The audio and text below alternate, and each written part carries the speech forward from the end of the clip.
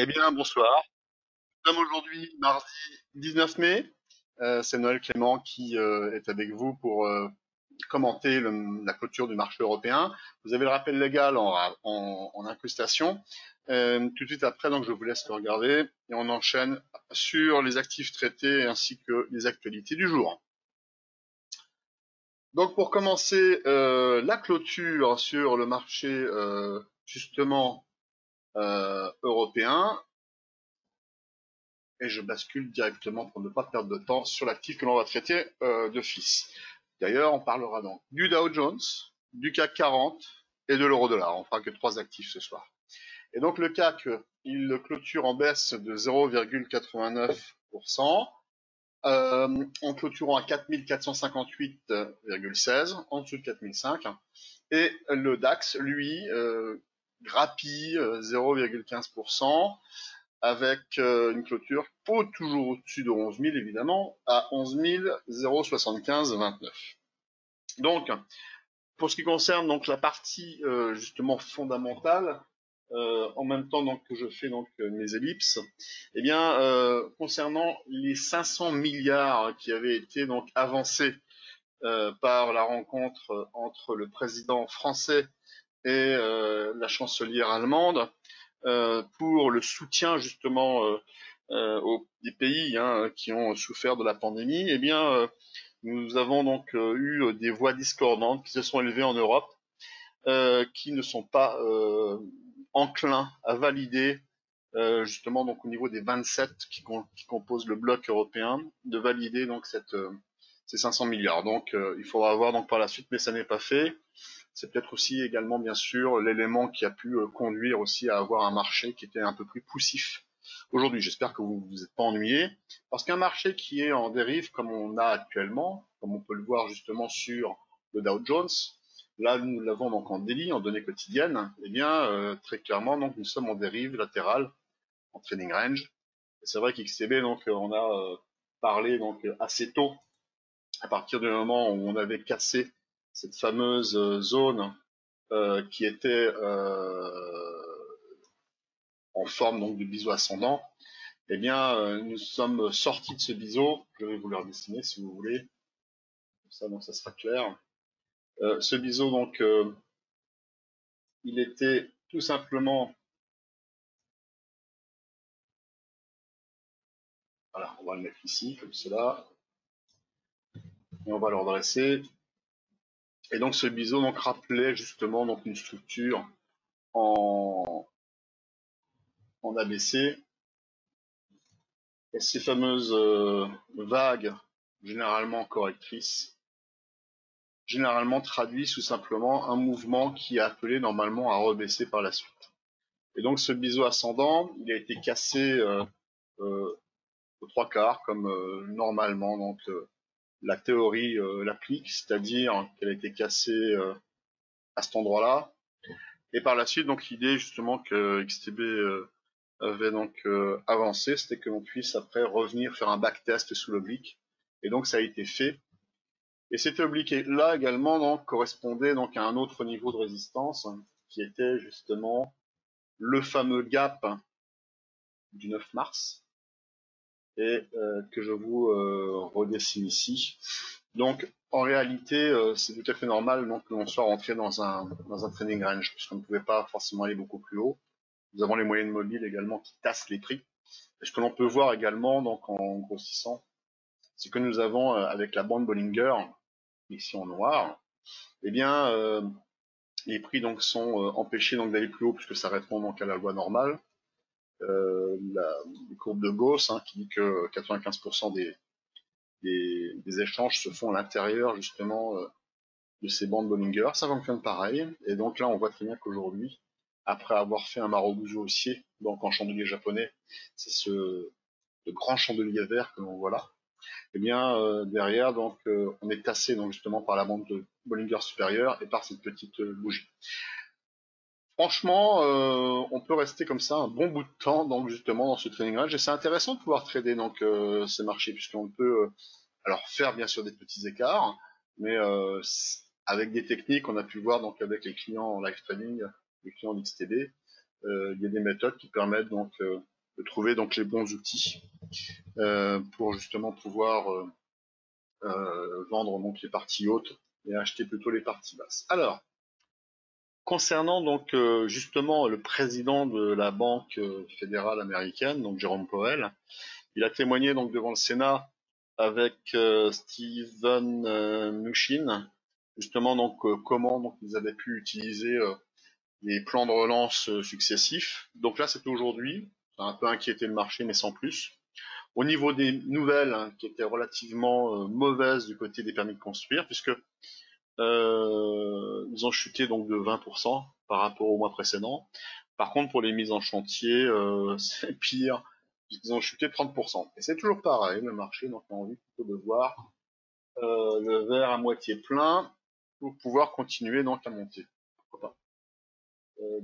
Dans tous les cas, donc on a vu donc ce que ça pouvait donner quand on ignorait donc des nouvelles négatives et qu'on voulait ostensiblement donc regarder un marché sous les bons auspices. Quand à un moment donné un catalyseur arrive, il y a tellement peu de densité à l'intérieur d'un tel marché qu'effectivement, oui, on peut donc décaler à la hausse de 5-10% et à la baisse de la même manière de 5-10-15% aussi. Donc, en tout cas, actuellement, donc c'est du ping-pong entre la partie basse et la partie haute.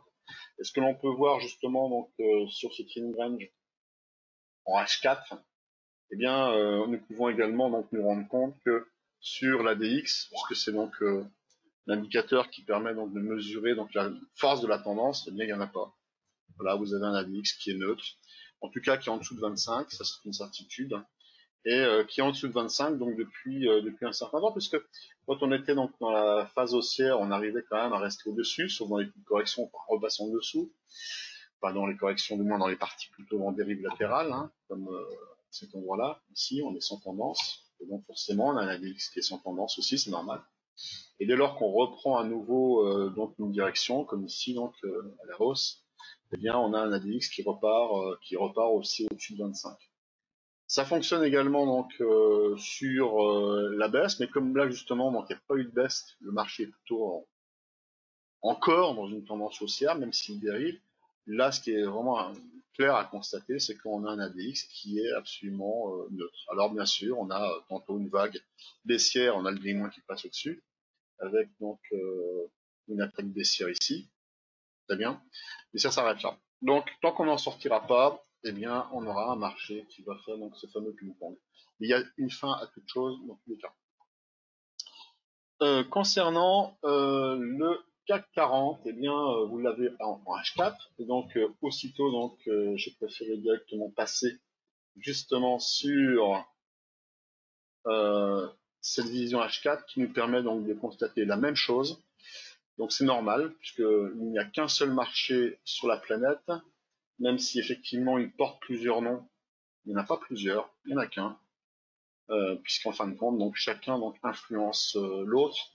De la même manière que pour les devises, ce qui se passe au Japon, eh bien, aura une influence à Wall Street, qui lui-même aura une influence à Munich, à Francfort et également donc à Paris. Voilà, encore une fois, ce fameux trading range, de la même manière, tant qu'on n'en sort pas, eh bien, on va faire du ping-pong avec ce fameux CAC 40, où eh bien, nous allons donc tantôt une fois donc venir donc taper ici le support, tantôt la partie supérieure. Bon là c'était un sommet évidemment, mais globalement ici vous êtes tassé justement par la bande Bollinger en H4 et aussi donc on voit également donc la moyenne mobile à 144 périodes. Donc pour ceux qui font du scalping, c'est merveilleux. Pour ceux qui font également du trading range, c'est génial. Pour les personnes qui veulent donc une tendance, eh bien aujourd'hui donc elle souffre. Et c'est là où justement il faut pouvoir adapter son trading puisque le marché, dans 80% des cas, il est plutôt en dérive et dans les 20% qui restent, eh bien il est en forte tendance baissière ou forte tendance haussière.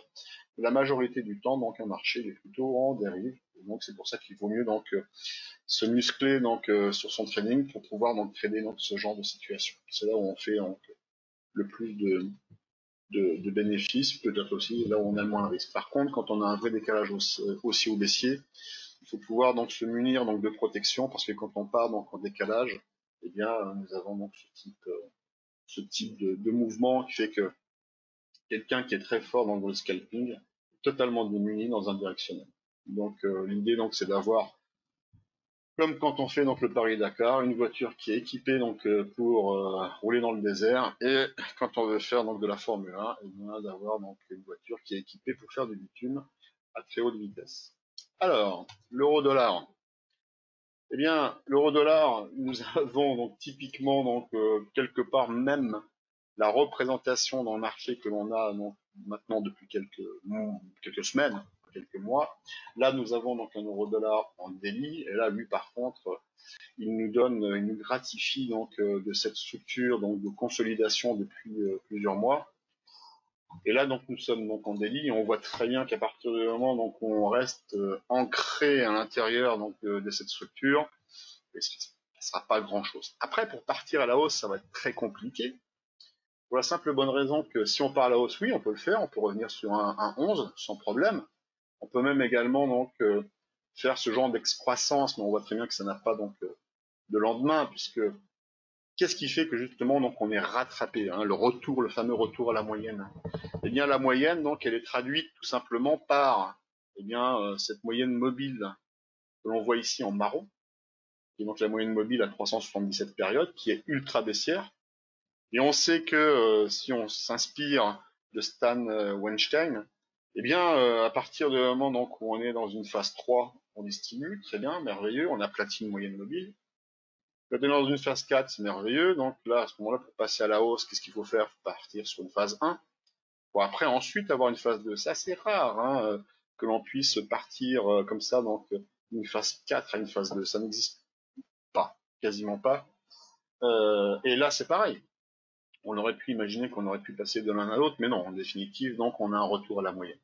C'est pour ça que je disais qu'en définitive, donc, pour avoir un euro-dollar qui passerait donc à la hausse d'une façon donc pérenne, c'est très peu probable, très peu probable. On peut passer également en weekly, pour le coup, là on va pas faire l'inverse, finalement on passe en achetant. Et là on va passer donc en hebdomadaire, pour voir que mon cercle va être tout. Pour voir que même en hebdomadaire, eh bien même constat, nous avons un euro-dollar qui est toisé par justement donc une moyenne mobile à 377 périodes qui est ultra baissière, même si à un moment donné on est revenu dessus courant de l'année 2018 pour revenir sur les 1,22, 1,24, 1,25. Mais inexorablement, on a ce fameux retour à la moyenne. Dès lors qu'on le dépasse, que l'on est baissier, il faut d'abord l'aplatir et rester un long moment pour après donc changer de direction.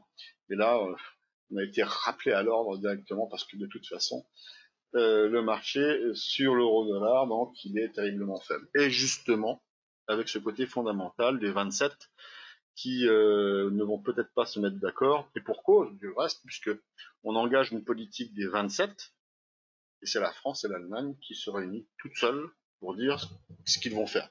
Je crois qu'il ne faut pas trop être étonné quand même qu'il y ait des pays qui disent ben non, nous on compte aussi, et leur voix compte, bien sûr, parce qu'il faut que ce soit donc voté à l'unanimité. Voilà, je n'en fais pas plus, je vous souhaite une bonne soirée, et j'espère donc que vous allez donc vous protéger au travers des stop loss, si jamais donc les choses ne se passent pas bien, et je vous dis donc à demain, mercredi 20 mai. Bonsoir.